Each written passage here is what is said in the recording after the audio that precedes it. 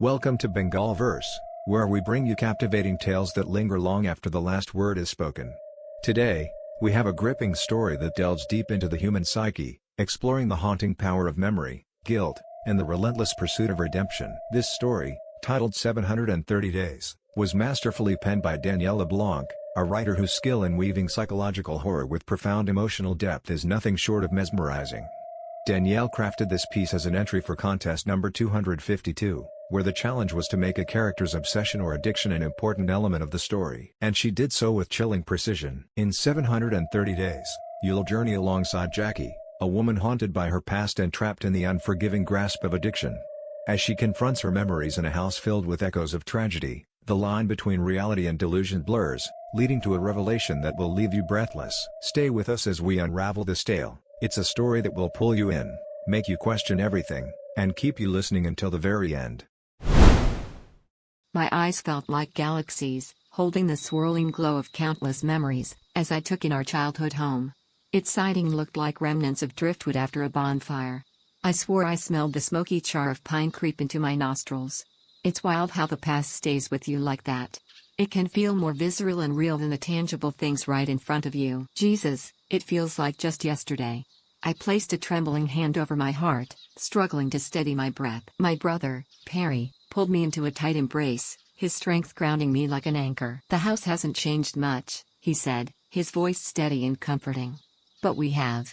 His certainty made me question, have I really changed? Between the two of us, Perry was as solid and stoic as a mountain range.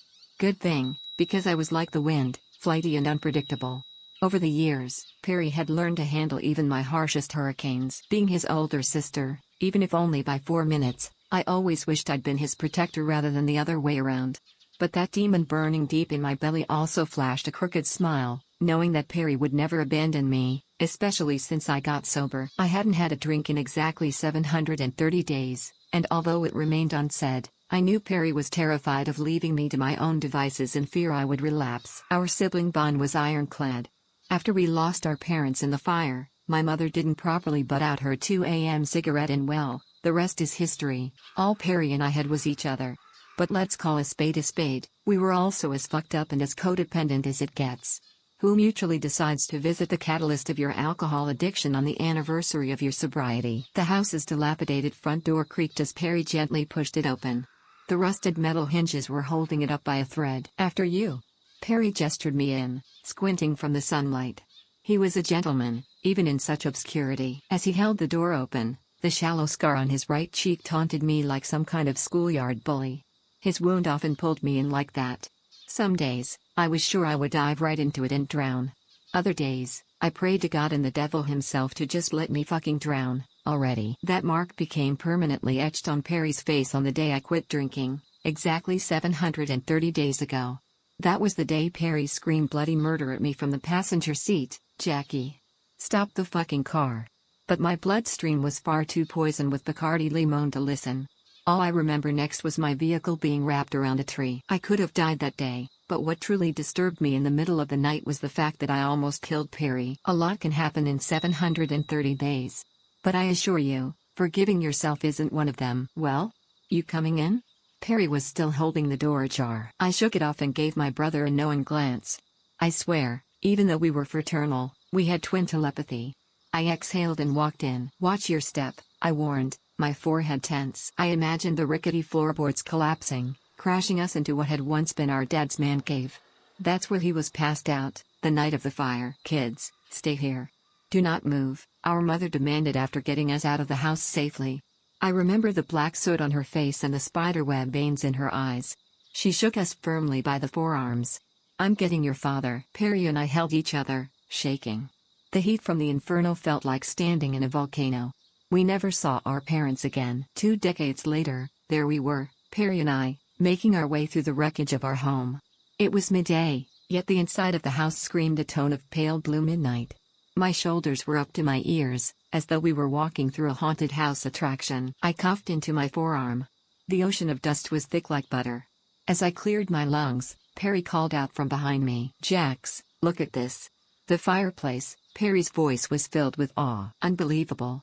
It's still here," I whispered, a lump forming in my throat. It was as though a fairy godmother breezed by and brought the decaying living room to life with her magical paintbrush.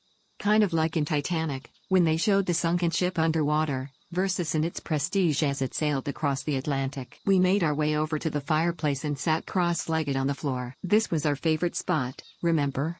I avoided his gaze, overwhelmed by the flood of memories. Yeah, Perry murmured, his eyes softening with nostalgia. For a moment, the taste of crispy, fire-roasted marshmallows superseded the saturated stench of mildew. Remember our s'mores nights? I asked. Duh. What about all our fireplace movie nights? Perry proceeded to do his best, nasally, childhood impersonation of me. But Mom, I want to watch Beauty and the Beast. Perry always gets to pick the movie. I punched him in the arm. First of all, I never sounded like that. And second, so what? I knew what I wanted. The corners of Perry's mouth lifted.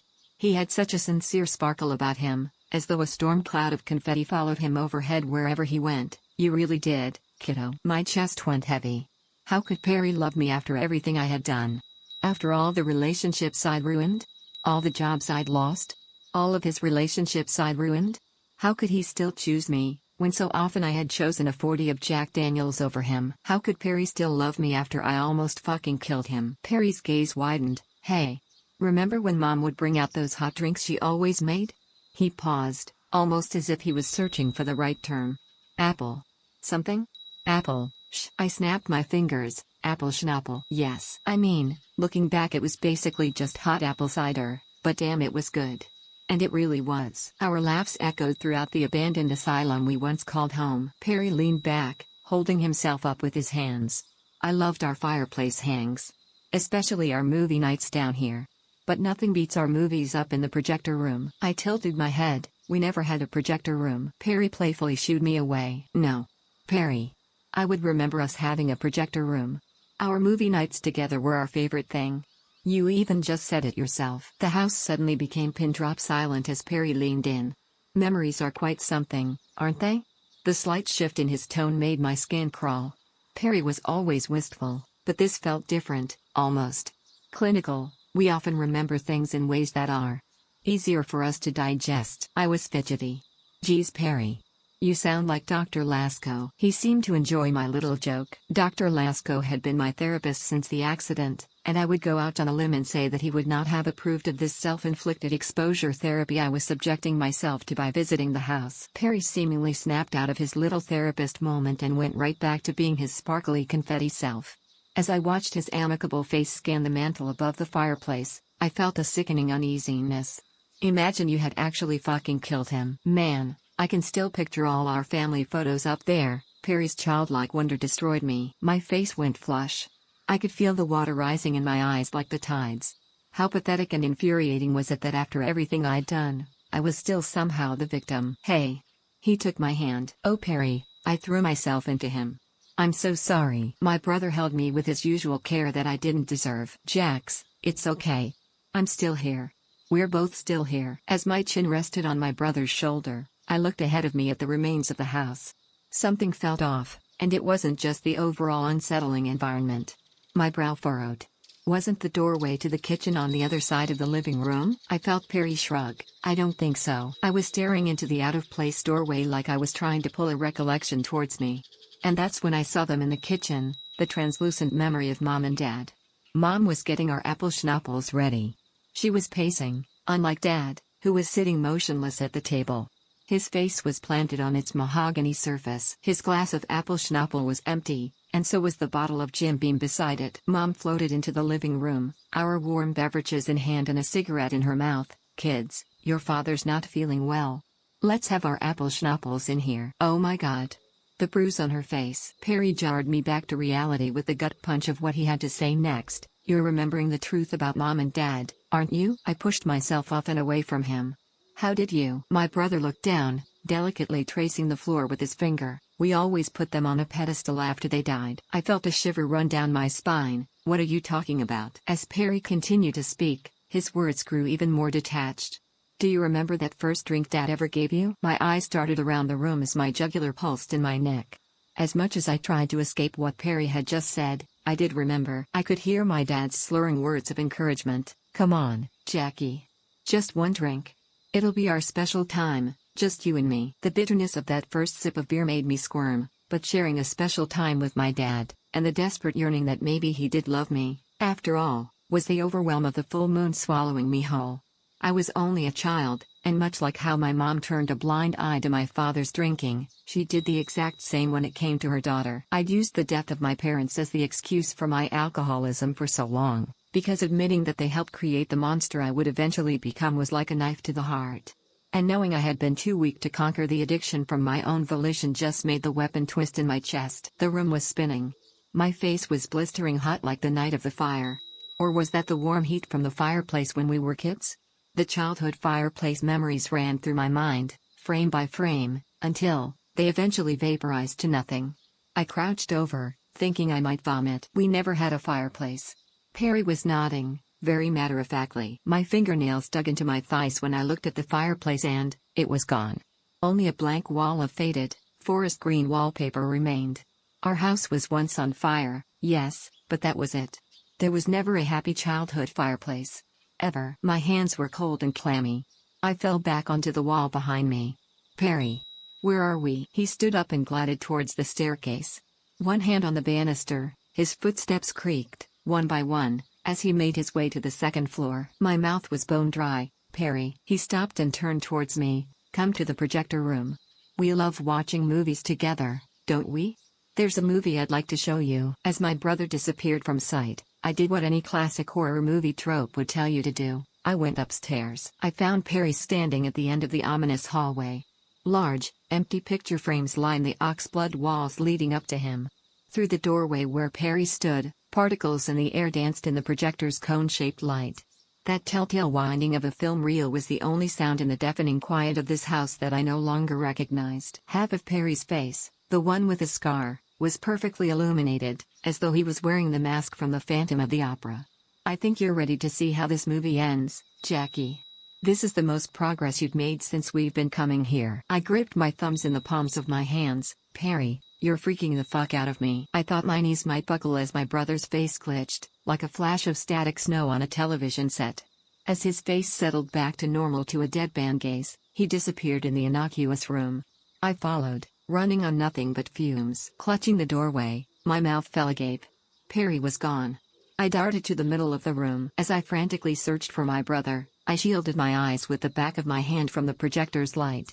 And that's when, from behind me, I heard 5 words that made my blood run cold. Jackie. Stop the fucking car. I was convulsing yet paralyzed. Moving as slowly as cold molasses, I rotated on the spot towards my worst nightmare, shown on 35mm. On the projector screen was Perry and me in my car, exactly 730 days ago, the day I almost killed. Oh my god. My head pounded as fragmented memories surged. The reality of what happened began to crystallize, unrelenting. My joints ached and my stomach churned. Clamping a hand over my mouth to stifle a scream, I stumbled down the hallway as it began caving in on itself. The picture frames were sucked into the walls. The floorboards cracked into distorted peaks and valleys. Wooden beams swung down from the ceiling like pendulums. I tried to spit out the chalky grit of disintegrating drywall that made the hallway look like a winter squall. Panting heavily, I stopped dead in my tracks at the stained glass window. My body trembled with an all-too-familiar dread. Each time I faced this, I wondered if this fall would be the one that would finally end it all. Maybe it'd be better if it did. Holding my breath, I threw myself through the glass, my hands clawing the air for dear life. Free-falling 2 stories feels like an eternity when you are watching the memory of your childhood home fall apart before your very eyes. But when the weight of my body finally made contact with the earth, I gasped. The cold air of the hospital room shocked my lungs. I sat up, ripping the suction cups from my face and body. My gown was clinging to me, soaked in sweat.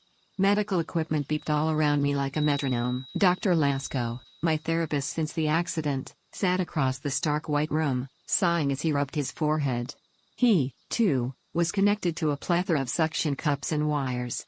He looked a little worn out in the fluorescent overhead lighting. Ever since I was hospitalized and later incarcerated, Dr. Lasko had been helping me delve into my memories, namely the ones that were too excruciating for me to face.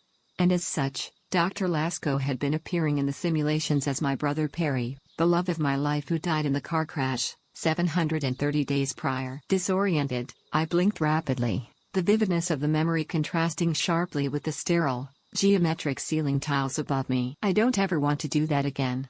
I was venomous. Jackie, Dr. Lasco started. Don't start. I pulled up 4 fingers for air quotes. Jackie, don't give up. This was the closest you've ever come to facing the truth. As the initial burst of adrenal and cortisol left my body, I fell back on my pillow. I was depleted. Quiet rivers flowed down my cheeks. Removing his own suction cups, Dr. Lasco approached my bedside and took a seat. He treaded lightly. Jackie, I understand how challenging this is for you, but you did an incredible job today. If we continue making progress like this, there's a real possibility you'll gain your freedom sooner. I looked at the well-meaning doctor, but all I could see was Perry. Multicolored confetti fell softly around him like that first November snow. His face was the sun. His eyes reflected the whole world back to me. Perry. With a weak grip, I took Dr. Lasco's hand. My vocal cords were like sandpaper. I'll leave this place one day, Doc. A single tear dripped from my chin onto my collarbone.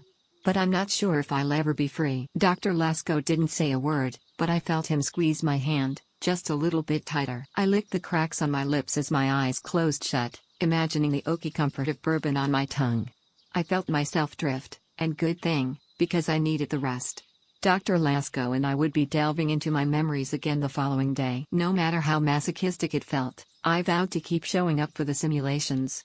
Even if I never forgave myself for what I did, at least in my memories, I got to see Perry.